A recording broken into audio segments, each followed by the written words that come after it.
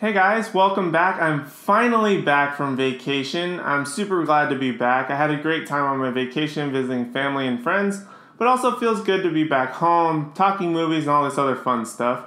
So I did finally get to see Captain America Civil War. I haven't been putting it off for quite some time. I know I'm technically about 2 weeks late, don't hate me too much. But I did see it. I actually saw it twice. Actually, once again just yesterday so I can make this video. But I'm super excited that I saw it. It was a great film, and I'm finally going to talk about it, so let's do this. So this film is pretty straightforward. It's about Captain America fighting Iron Man, the big battle everybody's been wanting. Civil War was a comic that came out quite some time ago where they're fighting over the Superhero Registration Act. In this one, it's called the Sokovia Accords. It basically wants to monitor the Avengers and make them take blame, more or less, for their actions, where like in Sokovia, in Avengers 2, where, you know, they didn't really take blame for like a lot of the death and destruction and stuff like that. This is supposed to basically monitor the Avengers and keep them in check, send them on certain missions, maybe not send them on certain missions, and they kind of have difference of opinion there. But there's Team Cap basically, and there's Team Iron Man. Iron Man, surprisingly, is on the side of the government. Cap is not. That big conflict there. The Winter Soldier, Bucky, is a big not problem, but of course Cap wants to follow him, deal with all Bucky's things. But, you know, he comes back. If you haven't seen it yet, you're a crazy person. This movie's made like $1 billion plus, so if you haven't seen it yet, definitely check it out. But I'm going to get into some of the nitty-gritty things I liked, didn't like, blah, blah, blah, so let's do that real quick. So the things that I liked first, I love the action of this film. The film was, I can't even describe how amazing it was. It was really, really well done. Was it the best film ever made? Probably not. It has its flaws. I'll get to that in a minute. But this film was amazing. The action was brilliant. It really puts you in the action.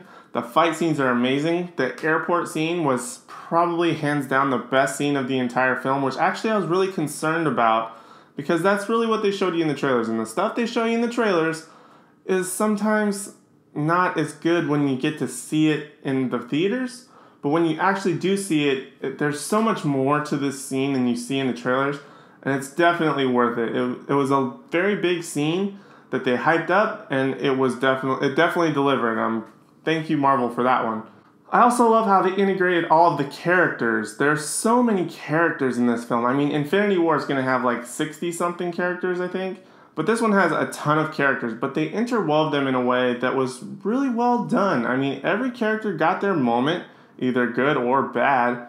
Like I said, they interwove their stories so well. The Russo brothers did it really well with Winter Soldier. And now they did it again with Civil War. And it worked really, really well. Like, it wasn't as confusing or like throwing it all together. Well, they did have several movies to get ready for it, but it wasn't like Batman vs. Superman where they open an email and there's 4 more characters, whatever. In this one, they set it all up. But this has been done since like basically 2008 with the first Iron Man. So they've had plenty of time to develop and get us to this point. And it was definitely worth it to see all these stories come together. And speaking of characters, that is probably my favorite thing about this entire film. The characters. The characters were amazing. I don't know what else to say. I mean, we followed these characters, like I said, basically since like 2008 with the first Iron Man, the Captain America films, the Hulk, well, Hulk and Thor really aren't in it, but they're sort of mentioned. But all these sub-characters, we followed all the way up until now. And this is really the big payoff that we've been waiting for, to see all these characters together.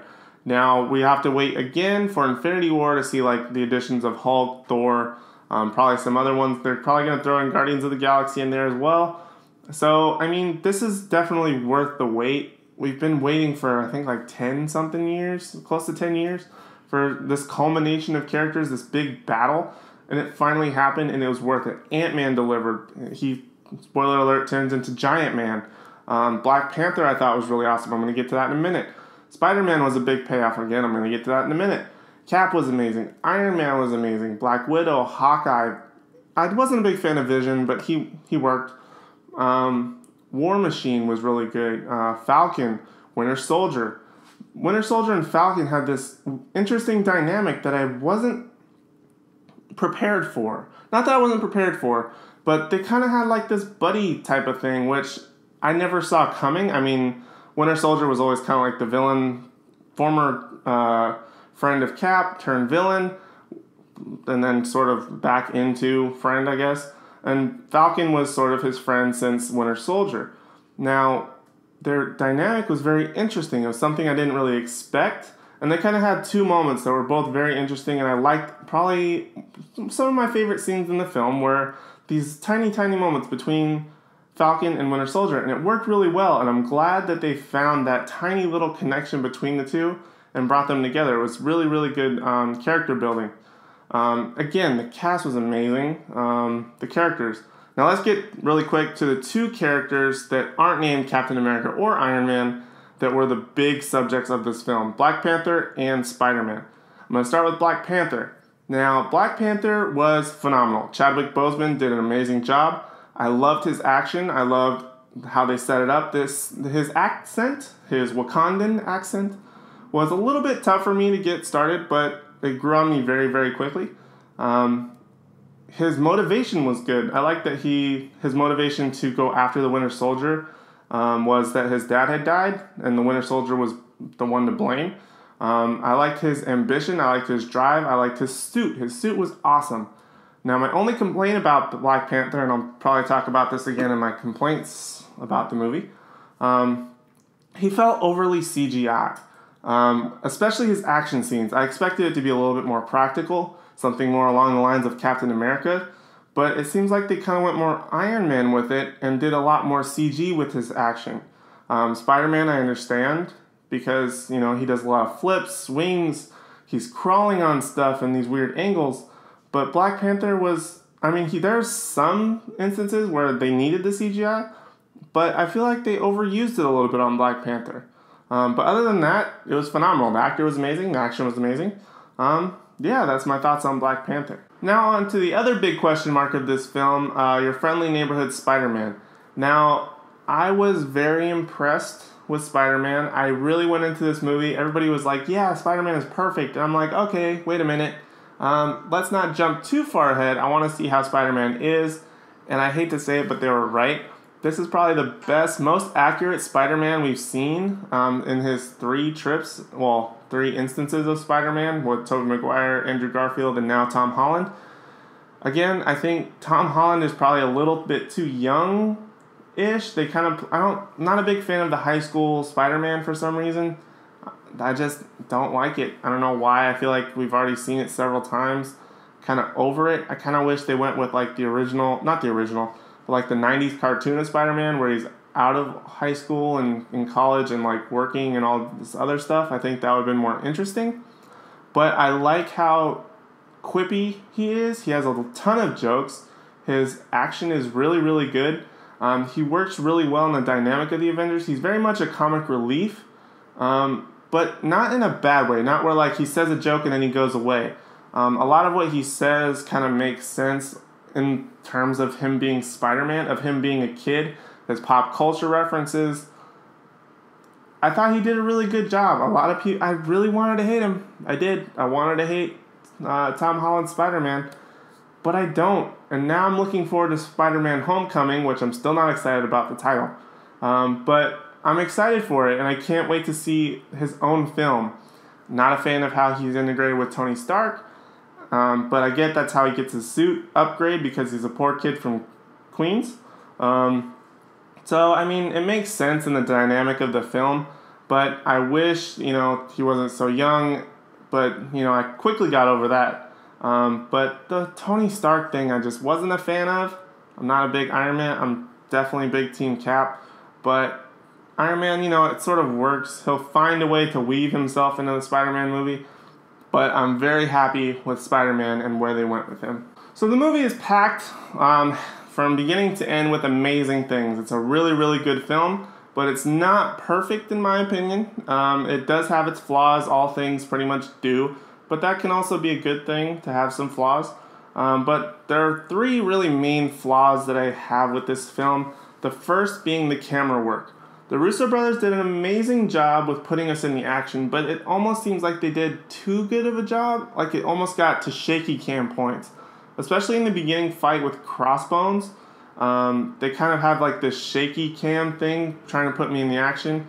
It seems like it's especially with like Black Widow with her super close-ups. And then again later when Winter Soldier's fighting like Black Panther and a couple of the other Avengers, it seems like they get like too close into the action. Like I kind of miss, not super wide shots, but kind of far away, and you get to see them fighting versus putting me in the action. I get that it's an interesting style. It makes you feel like you're part of the action, but I'm not fighting these people. I'm sitting in a chair.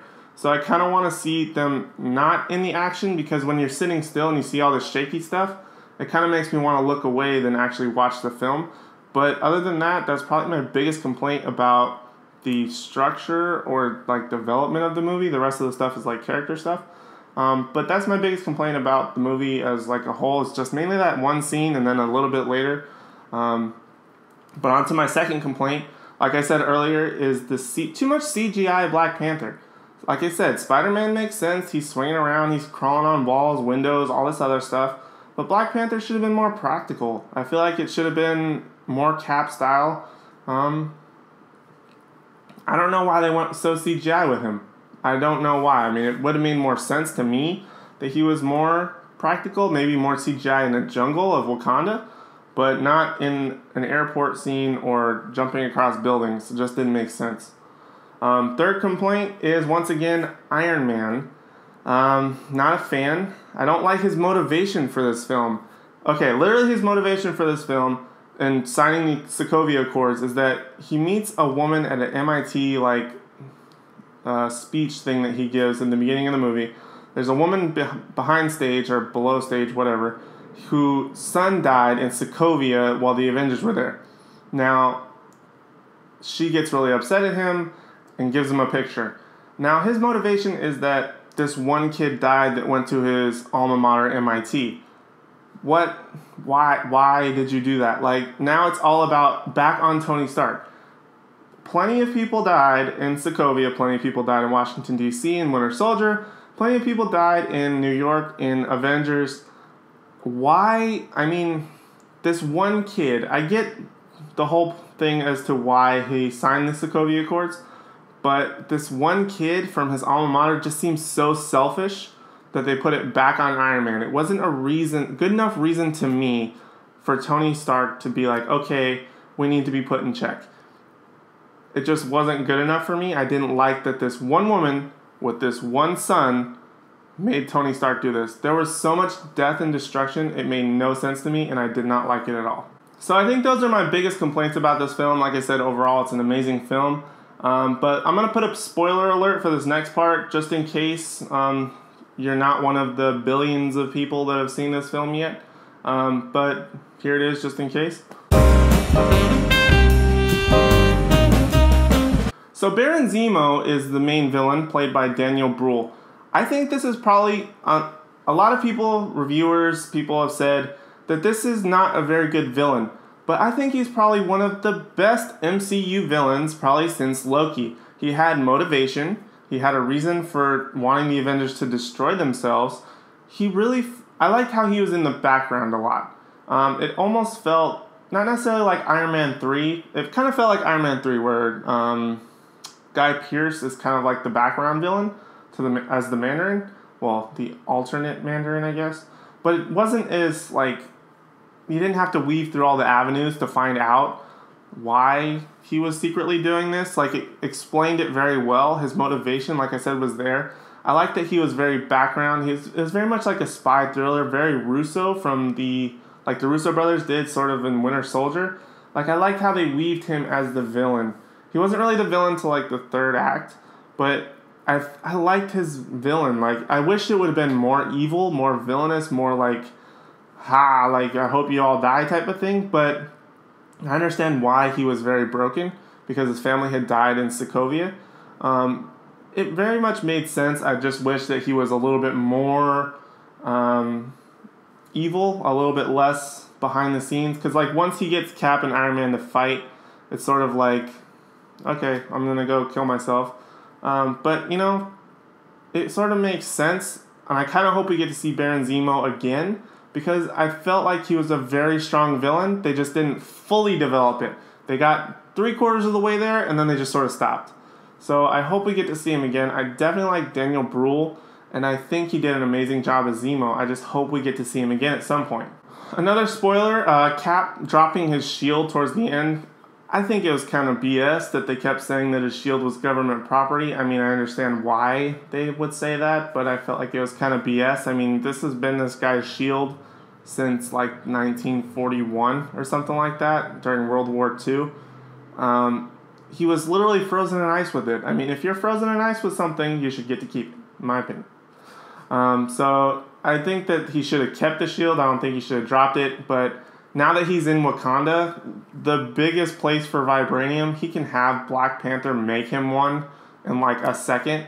I mean, Black Panther's suit is made of vibranium. Vibranium is growing very flush in Wakanda. They can just make him another one. That's not a big deal.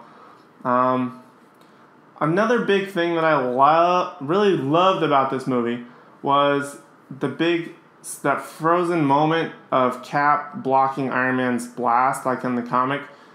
That was so much worth the price of admission just to see the live action version of that. And I was so happy to see that. Probably one of my favorite moments as like visual moments of the entire film was that moment. And I'm so glad they put that in there. Now, I'm not sure where Cap, Iron Man, and the rest of the Avengers are going to head from here. Of course, they have to prepare for Thanos coming soon. I think like in a year or so with Infinity War. I think it might be like 2 years or something like that. 2-3 years. So they're going to have to interweave their stories again to get back on the same side to fight Thanos. So that should be really interesting. Did you guys see Captain America Civil War? Let me know what you guys think about it in the comments below. And like always, please don't forget to like, comment, and subscribe. And we'll see you in the next one.